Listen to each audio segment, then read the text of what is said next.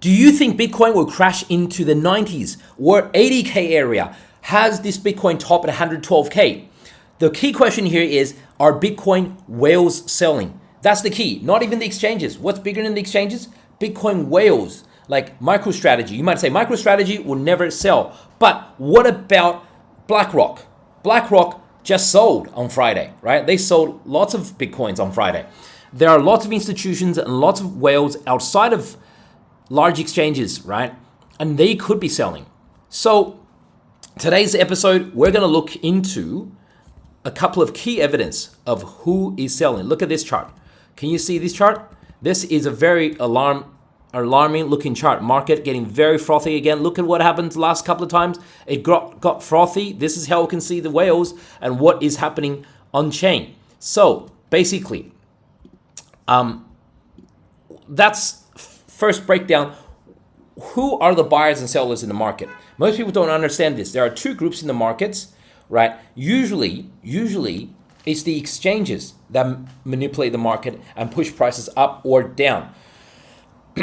The other group that isn't as active, but equally as powerful, are the whales, are the spot whales. They don't trade futures as much. And then the exchanges, they react to the futures. Basically, you have to understand this. It's the whales versus the exchanges. This is how it works. So the exchanges right now, as I've been saying, are very reluctant to let crypto crash. And that's why I kept on saying we're not going to see a 10%. You know how one of those days when Bitcoin goes down 10%? See how sort of like these kind of days where, well, these kind of days, a typical one's more like here, right? Bitcoin just goes boom. Yeah, like this day. Down 10% in one day, down 20% in 2 days. Sorry, this is more like 4 days. And basically then alts would go down like 50% in 4 days or 25% in 2 days. So basically, I've been keep on saying, I don't see a scenario like that happening. We can go down, but we'd have to go down slowly. And we'd probably stop above 100K. Has that changed?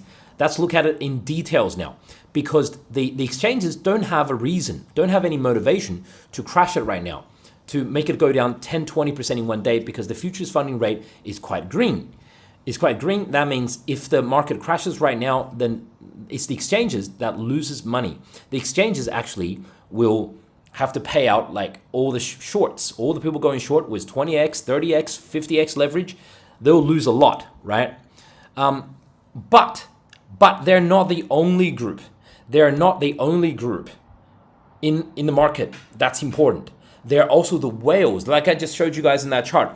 The whales, the spot whales, like BlackRock, MicroStrategy, like early Bitcoin investors who've got like 2,000 Bitcoins in their wallets from 8 to 9 years ago, they can also move this market. And there are some movement that we should be alarmed about.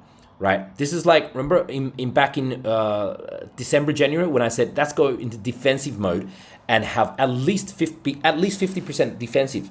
I should have said 80, 90%. Now let's have a look at the whales, what they're doing right now. Once again, very important. But before we do, first let's answer the question of which crypto exchange does Pablo He-Man use? Well, Pablo uses this exchange that is non-KYC. That means you don't need to show your ID. That means the exchange can't even see who you are. So totally private.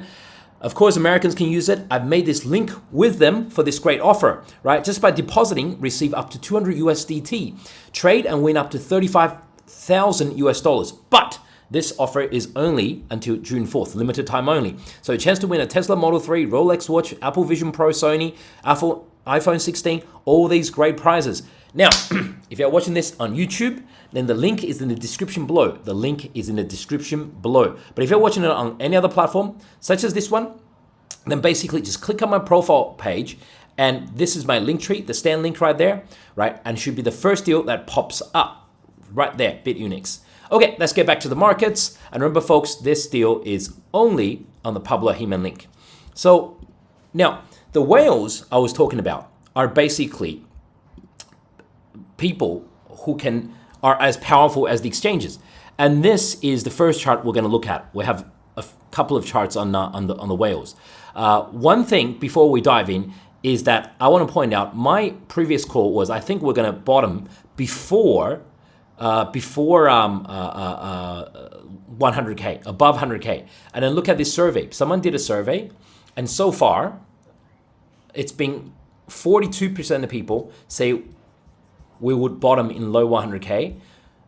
Then that makes me nervous because the largest amount of answer right now is agreeing with my answer, and that makes me nervous, right? So then I'd have to rethink, are we going to bottom at low 100K or not? Then roughly about the same amount of people say 28%, and then some people say 24%. Least likely, they say 80 to 90K range. So in that case, in theory, if this crowd that answered this survey, if they're kind of a dumb average crowd, then you would say then 6% is max pain. Nobody's prepared for 80 to 90K bottom, then that's the one to prepare for. But if this is a smart crowd, if this is a smart, intelligent crowd, then it will be something like probably 90 to 100K. 90 to 100K is quite possible now. So I do question myself for saying 100K now. Also, to my own defense, I said 100K unless Trump makes a crazy tweet. And we've just had Trump make one of those crazy tweets on Friday saying China is not complying with their deal on the tariffs, and China's gonna pay. We're gonna punish them, whatever. Wall Street ignored him, thinking this is another bluff. I honestly don't know what Trump's gonna do. He's crazy. I think Trump hasn't got all the cards, so he can't try something crazy. But who knows?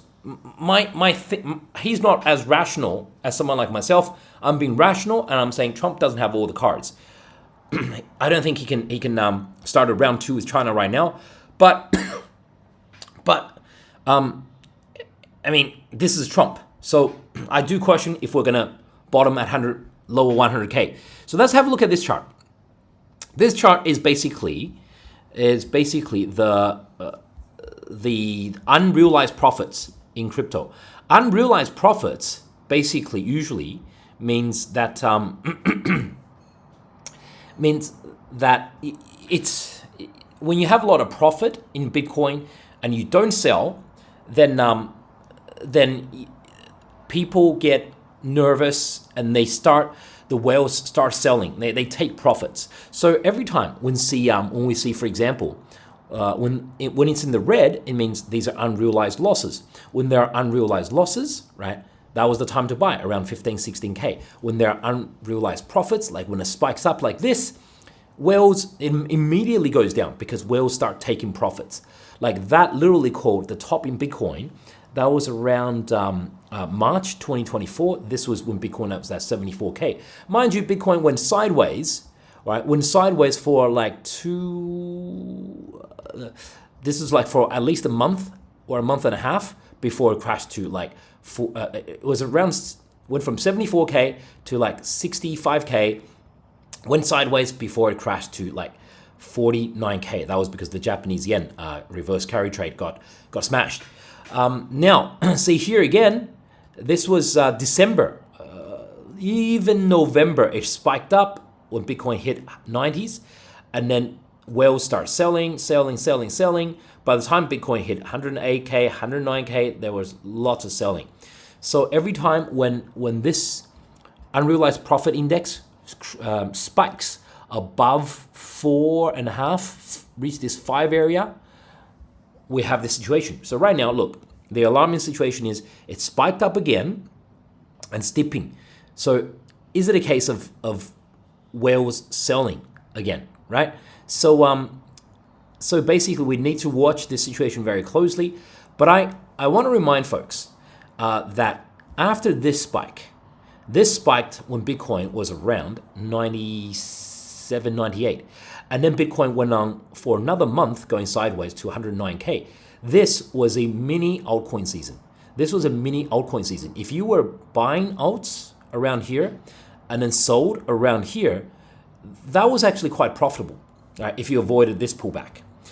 Similarly here, if you were buying alts around here and sold like here, bought here, sold some here, and then got out and avoided this period, that was actually kind of profitable as well. So this is alarming. We need to pay attention, because Bitcoin could do a like what I would call a cup and handle pattern. I still see a blow off top coming, but this would be a cup and handle pattern where it goes cup and handle, something like this, and something like this. It might look small on this chart, but that could easily mean a dip to like 92k, 95k. So that's one situation to be aware of. Now, another situation to be aware of is another chart that helps us to look at when it comes to the whales is this one. And that's the Bitcoin value days destroyed. What do they mean by days destroyed? Days destroyed is basically, let me just adjust this chart. Okay, days destroyed is basically when someone spends their Bitcoin. It just means someone who has not, if you have not sold your Bitcoin for 1 year, for 365 days, and then you sell your Bitcoin or you transact your Bitcoin, you move it on chain out of a wallet, cold wallet or something, then that's called 365 days has been spent or has been destroyed. So that's what I mean by days destroyed. And this metric is also has the value of the amount of Bitcoins. Like say, if you sell one Bitcoin after 365 days, it's obviously not as powerful of signal as if someone has 100 Bitcoins and he held it for 365 days and then he sold it. So this is also measured against the value, right? It's weighted. The word is weighted against the value and also the days of the Bitcoin destroyed. So, for example, let's look at how it works historically. When this is the January 2021 bull run, when it spiked here and it went red, like when it went red, this was a big pullback. Like this is actually that pullback from like 25k to like 18k. Here was that big pullback from around 40k to 30k when it went red. And then the actual top itself, it was only in the yellow zone, didn't actually go red.